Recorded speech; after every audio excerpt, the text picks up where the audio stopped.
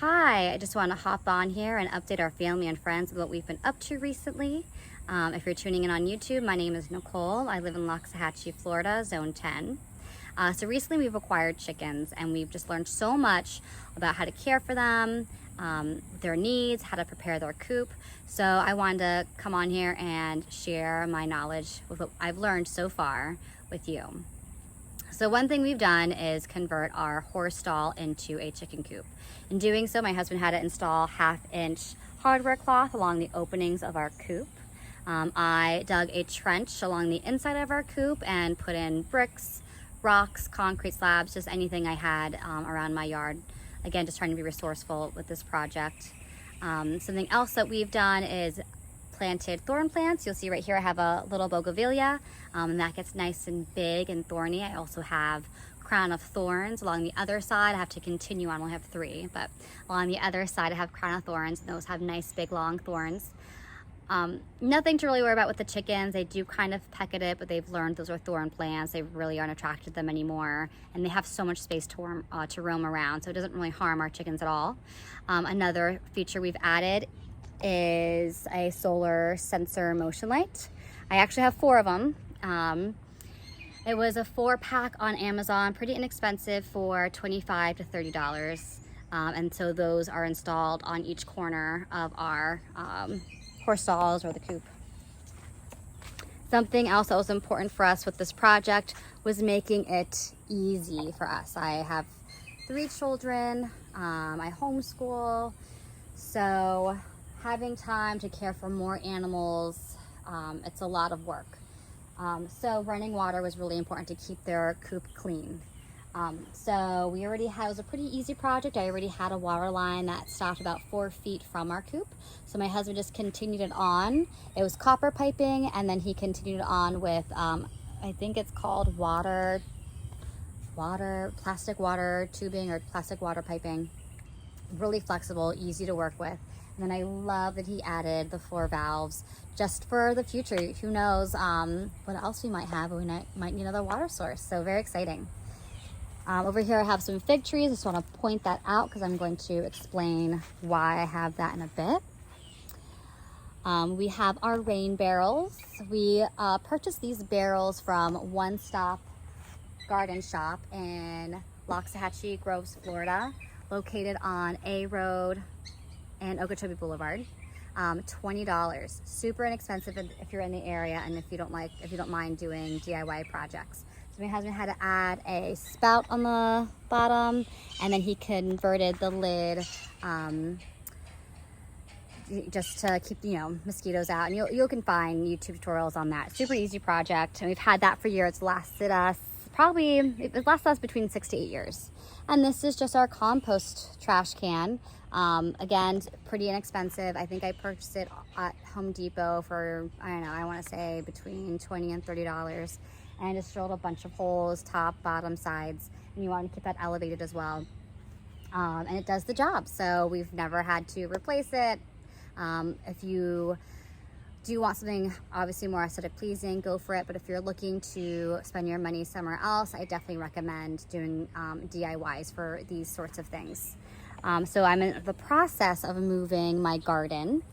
These are just my 2 empty garden beds. I've moved over here. In the middle I have a stump I'm trying to dig out. So once I have my 3rd garden bed ready to move, I'll go right in the middle. I'll start transferring what I have growing over there to here. Also those fig trees I pointed out, I need shade. What I've learned is I need shade for gardening in Zone 10. The sun is just so harsh, usually burns any kind of immature plants I grow or herbs that I try to grow. So eventually I'd love those fig trees to be nice and big. I'm planning on also planting more fruit trees in this area and elevating those immature trees, which is a lot of soil and mulch. Underneath that mulch I want to do bird netting, so my chickens will still hop on there and fertilize my trees, but not scratch at the soil and get down into the roots and harm my trees. So now let's go in the coop.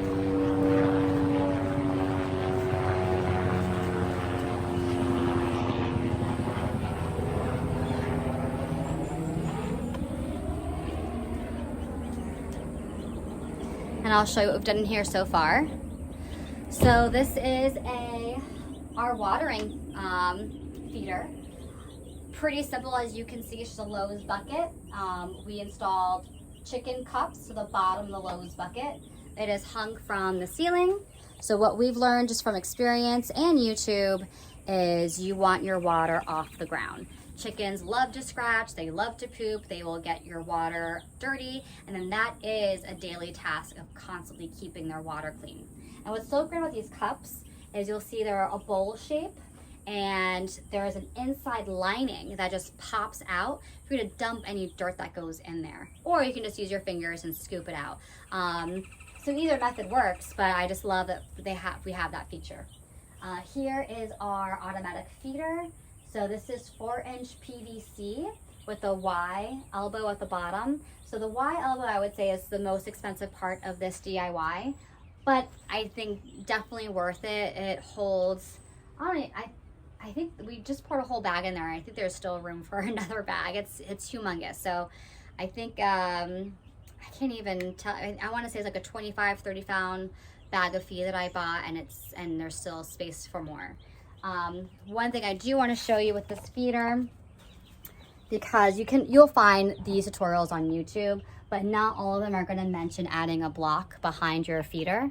The reason you want to do that is because if you don't have this block, then you don't have space to take the cap off and refill your feeder. It's just going to be more difficult for you. So add that block. We did this at the top and at the bottom, but we also saw some YouTubers that just did it at the top, and that works fine as well. Over here we have our roosting bars. So this was our first set of roosting bars. Our chickens do not like it, so they haven't been roosting on it.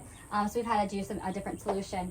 So these were just ficus trees. I do love the look of them. What we've learned is chickens, they like to kind of be somewhere in the middle of flat and curled toes. So so I love the natural,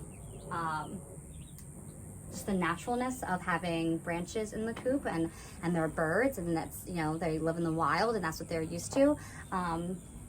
But also these might be a little small for them. There's too much movement, so they haven't been roosting on here. In the meantime, we've added this plank up here as a ramp, and then a new roosting bar. But they weren't roosting there either last night. They were roosting on our watering can, or the water feeder. So we had to figure out another solution for that. But it's really not that big of a deal. Right now we have 4 chickens that are 6 weeks old, and they have a lot of space in here, a lot of space to roost, a lot of space to roam, just in their coop alone, and then they have the whole yard. So we have some time to figure that out. So I hope to have a new video for you soon with what we've come up with. And over here I have our, we are brooding some chickens in here as well. Gosh, there are like 4 different types of breeds in here, so I couldn't tell you.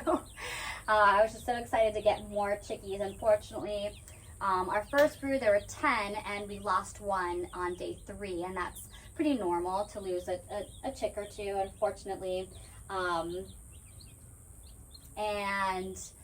Oh gosh, it was like 3 days ago, maybe 4 days ago now, the neighbor's dog got in the yard, and our chickens were free ranging, and we were just doing like a quick Home Depot run, and he got 5 of our chickens. So we were planning on getting more anyway. It just kind of happened to be the same week we were planning on getting more. So unfortunately that did happen, but we have secured our fence better and helped secure our neighbor's fence. So hopefully in the future that won't be a problem. But anyway, sorry, this is so awkward. But I want to say thank you for tuning in and watching all the way through if you have. And I hope to hop on here soon and show you a beautiful garden and just more of what we've learned with the care of our chickens.